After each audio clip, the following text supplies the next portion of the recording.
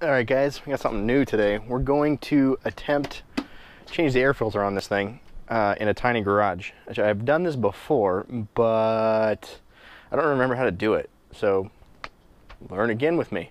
Word!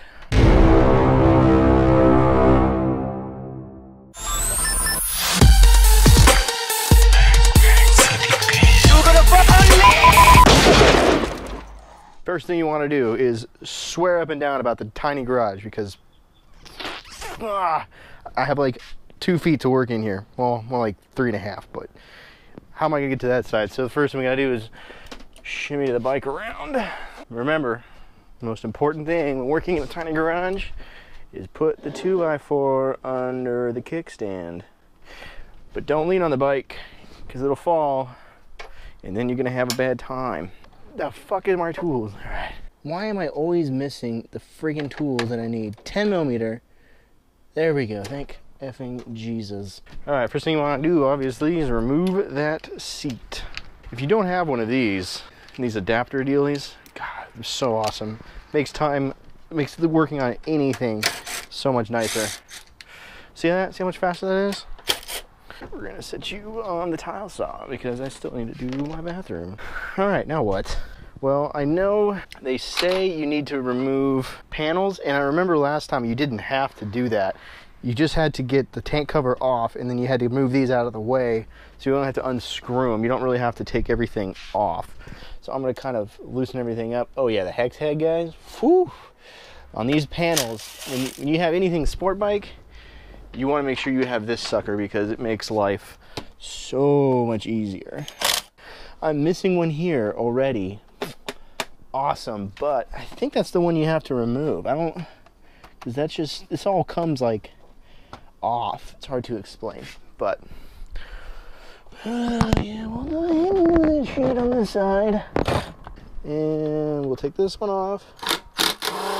Oh fuck, that wasn't good. There we go. Good thing my roommates always return my screwdrivers, is what I'd be saying if my roommates ever returned my fucking screwdrivers. You gotta be joking. I have no screwdriver. I just bought a ton of screwdrivers for Christmas. Assholes. So these aren't really screws. These are like those plasticky deals. See? They're plastic, and they kind of, usually you just push them, but these ones aren't the push kind. They have a little, it's hard to see, but there's a little hex head on there, a screwdriver hole in there, so make sure you don't just pull on them because they're threaded and they'll probably never go back in. Oh, you son of a bitch, close. Oh my god, I'm gonna lose my ever-loving mind. Fine, stay undone. I don't give a, see if I give a flying rat's ass. We'll put you in here.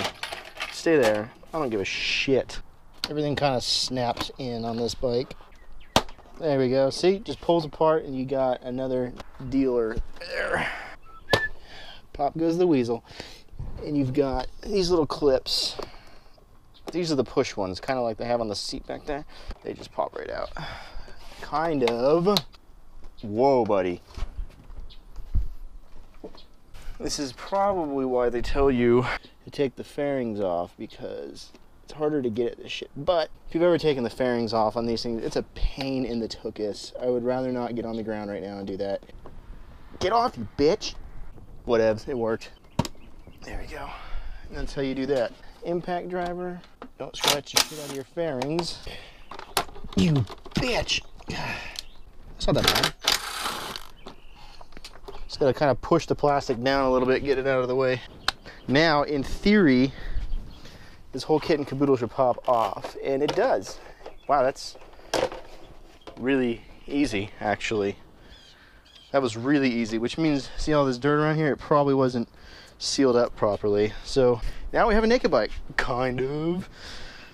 Well, good news is you don't have to take the whole tank out. So now we'll go ahead and get our screwdriver. I don't know if you can see this. This is the ECU for your bike. This is the computer that controls everything. You fuck this up, your shit's done. Don't ever mess with that. Don't break it. Be gentle. So people say you can leave this in place. It's so easy to take out that I wouldn't even bother trying to move it around. I wouldn't want to bend the wires and break them, so we're just going to take it out. And you can see I'm a lazy son of a bitch, and I'm taking that thing out anyway. So there's a little bar right about here, I hope you guys can see that. Just carefully, yet quickly and efficiently. Get on there, nugget. Take that out. Don't lose your friggin' screws or your marbles or your sanity, any of those said things. Now this is loose. Best to just unplug it. There are little clips right here. There you go. And there you go. Real easy. Now be very careful with this thing. Not joking you. See all these pins? You see those? Bend one of those. Your bike's freaking roasted and you got to get a new one. And these are not cheap. So we're going to take very good care. We're going to set it away from all the craziness happening and leaving it there. So now this is also your, I think this is your mass airflow sensor. It unclips also. Be very careful with this too. Mass airflow sensors ain't cheap. Boy, girl, you better. Oh, or you know what? You don't have to get under there. Push this. Fucking dumbass. Just push that and pull it up. Easy as sin. I made that way more complicated than it needed to be. Whatevs. Okay, so now you've got a couple screws here on top. Right here on this housing. They go all the way back there. We're going to need an extension. Now, I don't know if you can see this, but there's a screw here and a screw here. Don't remove the one on the bottom, up on top. There's two levels here. Think of it as a two-story building. We're looking down on it. This is level 1, this is level 2. We're taking off level 2. Rooftop status. Careful with these things, guys. The harnesses, also expensive stuff. If you're rich and you don't mind breaking things, go ahead. But by no means am I rich. This is the most expensive toy I have, and I'm going to take care of it. Whew, don't drop these. They're real hard to keep a hold of, but once they drop, I don't know if you can see down in there, they're going to go all the way down in there, and then you're probably going to have to pull the tank. And I've never had to do that, but I imagine it sucks ass. This whole thing should come off, so I'm going to pull it up with that screw. There we go. She's flipping her shit. She knows you're out here. Oh, yeah? I'm recording a vlog. Now you're a guest star in my vlog. No, not like this. I'm not. Oh, who did the boo-boo? Is that the boo-boo? You see something? Jack Russell puppies. Bye-bye, boo-boo. All right, so now you have the box open. You can see this is your filter right here. If you have the OEM filter, this is what it looks like. This is my second OEM filter because I didn't want to go K&N first. I don't know why. Whatever. So also down here you have like these trumpet looking things. That's your intake. You drop anything down there, you're also screwed. Don't do it. Don't drop anything down there, which is why they kind of idiot proof this whole thing. So I need a screwdriver. Oh, it's not hex. Guys, we've had a screwdriver this whole fucking time. Okay, so there's two screws, one here and there's one here. I don't know if you can see it. Right here holding it on top. Those come out. See, there's a little stopper there. Don't pull the screw all the way out. They put that stopper there so that they don't fall down into the intake and screw up your bike. There's some board meeting they had that where they're like, let's make sure we don't screw up any motors with this intake. Let's put a lock on there. And that person got a raise because they're a genius. So make sure you don't override their genius and try to pull that screw out of there because it could really mess things up. All right, surgery. Is that stopper is actually broken. That makes me nervous. There we go. Cool. Operation success. Now, this whole thing is hooked in. I'll show you in a second how it's hooked in there, but there's like clips on the bottom. So you don't have to unscrew anything all the way inside. Even though it looks like there's screws holding it in, there's not. I've done that before and it was a pain in the butt and I didn't have to do it. So all you got to do now, those two screws on top, and then carefully yet firmly lift it up. It'll feel like you're breaking something, but you're not. Okay, see what I mean? There's these little ball nuggety things happening down here. That's what I'm talking about. Whoa, look at all those bees. I knew I went through some swarms, but damn, son, all those bees. ATCAT, that's why you wear your jacket and don't go squidding because you get hit with bees. So make sure everything's clean down there. It's surprisingly clear. It's not so bad. But this is the OEM filter, guys. Now, we're not going to put a new OEM filter in there because I'm riding so much. You have to change these things every 12,000 miles. And quite honestly, this was $60, $70. This is the K&N filter. Same price, but I never have to buy one again. I've got recharge kits. I got K&N in all my vehicles. So that is why I'm using K&N. Not a performance thing. You're not going to really see a lot of performance by getting a K&N on here. Not to mention, you're not going to push this bike hard enough to really notice a difference. So I'm only getting this just because I can recharge it without having to buy a new one, because I am a cheap son of a bitch. It comes with its own brackets, but what it doesn't come with is screws. So you're gonna have to go back into surgery on that filter to get that screw out of there.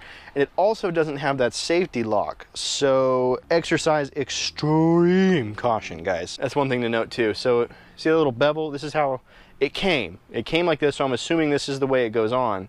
I don't think I have to flip that around, but I think I do. It doesn't make sense. Why would that be like that? All right, get the box.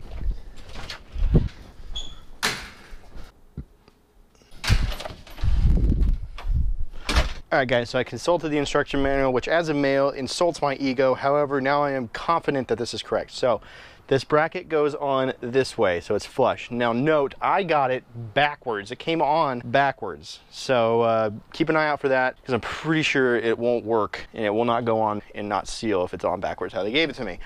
Damn it, K&N. Okay, so now we're gonna go ahead and slide that in and slide it in. That smells like gasoline. Oh yeah, gas tank. No me gusta. Is this some kind of sick joke? All right, so what's happening here, guys, is the hole in this thing is too small for the stock screws. Come on, K&N, get your shit together. Well, ain't that fucking epic? Let's go ahead and make the hole a little bit bigger. Okay, so it looked like my punch tool worked. If you've done one of these and you've had that issue, let me know, but that's just kind of not something I would expect from a company like K&N. I mean, it wasn't that big of a deal because I was able to rectify it pretty quick, but shit, I mean, if you're doing this out in the parking lot, you don't have really a whole lot of tools to work with, you're kind of SOL. At that point, you just have to turn around and put the old filter back in, which really, really harsh your mellow. I guess that's good. I mean, now I feel more confident in those screws. That gives me one positive there. So now, I believe I got the hole. Ladies. See how much easier this is? Look at that shit. Ba-da, da-da-da-da-da. Now, carefully, make sure you plug everything back in.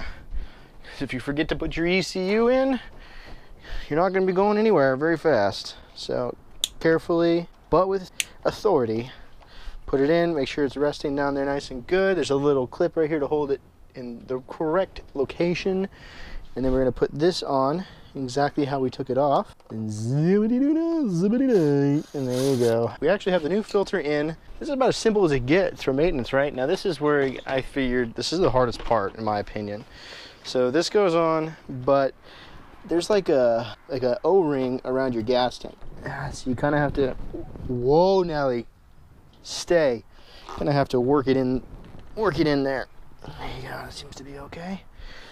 So go ahead and take your clips, push this plastic piece back over it, because that goes into that plastic, then lock it. Locked. We're on, and don't strip these things out. They strip out relatively easily. And don't place anything metal on top of that battery. I mean, you probably should have unplugged it, but hey, you know what? Fuck the police, right?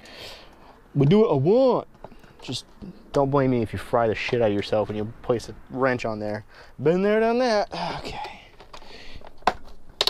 Oh, you whore slut. That's not a good sound. This is what was hard for me, because you have to get these things in and lined up. There's little tabs you can see here, and it's a tight fit, buddy. Like, this is probably why they say to take your plastics off, but I mean, don't be a bitch.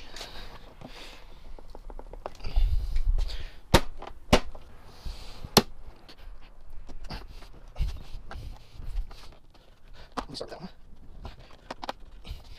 Ready to go, Julie?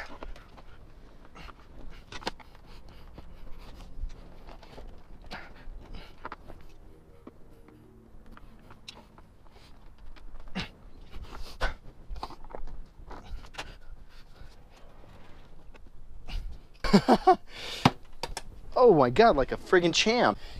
Because now we didn't have to take all of our paneling off, we just put this one screw in. Don't be a hater. Don't be a hater. Hater's gonna hate. Tater's gonna tate. Gator's gonna gate. Oh, I've taken this seat off more times than Jenna Jameson's been done in the ass. And there you have it. We had 604 Honda looking out over us the whole time. And we're done. So we'll go ahead and put the tools away. Now, if all went well, everything should be good. Ready?